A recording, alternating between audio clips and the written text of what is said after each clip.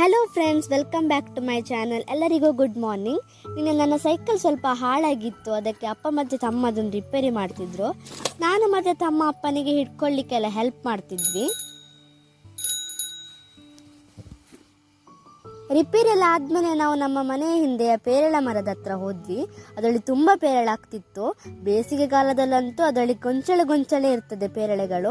ತುಂಬ ಪೇರಳೆ ಸಿಕ್ಕಿತು. ಅದನ್ನು ಎಂತ ಮಾಡೋದು ಅಂತ ನೋಡುವಾಗ ಅವ್ವ ನಾನು ಜ್ಯೂಸ್ ಮಾಡ್ತೇನೆ ಅಂತ ಹೇಳಿದರು. ಅದಕ್ಕೆ ತುಂಬ ಪೇರಳೆಗಳನ್ನು ಕೊಯ್ದು ಕಲೆಕ್ಟ್ ಮಾಡಿದ್ವಿ. ಪೇರಳೆ ಅಂತೂ ತುಂಬ ಸ್ವೀಟ್ ಆಗಿರ್ತದೆ ನಮ್ಮ ಮರದ್ದು. ಅವು ಅದನ್ನು ಕೊಯ್ದು ಅದನ್ನು ಚಂದ ಜ್ಯೂಸ್ ಮಾಡಿ ಕೊಟ್ಟರು.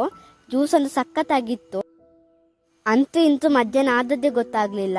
ಸಂಜೆ ಆಗುವಾಗ ನಾನು ಮತ್ತೆ ಅಮ್ಮ ಶ್ರೀ ಸದಾಶಿವ ದೇವಸ್ಥಾನದ ವಾರ್ಷಿಕೋತ್ಸವಕ್ಕೆ ಹೊರಟ್ವಿ. ನಮ್ಮ ಊರಿನ ದೇವಸ್ಥಾನ ಹೋಗಿ ದೇವರ ದರ್ಶನ ಮಾಡಿಕೊಂಡು ನಮ್ಮ ಭಜನೆ ಟೀಮಲ್ಲಿ ಕೂತ್ವಿ. ನಮ್ದು ಕುಳಿತ ಭಜನೆ, ಅಮ್ಮಂದು ಕುಣಿತ ಭಜನೆ.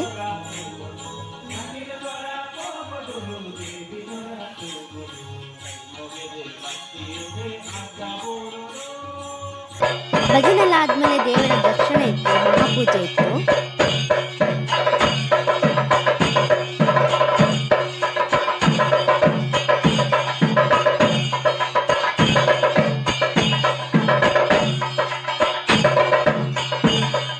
ಪೂಜೆ ಎಲ್ಲ ಆದಮೇಲೆ ಎಲ್ಲರಿಗೂ ಊಟ ಕೊಟ್ಟರು.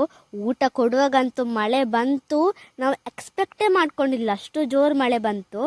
ಹೆದರಿಕೆ ಸಾಕ್ತಿತ್ತು. ಜೋರು ಮಿಂಚು ಗಾಳಿ ಎಲ್ಲ ಬರ್ತಿತ್ತು.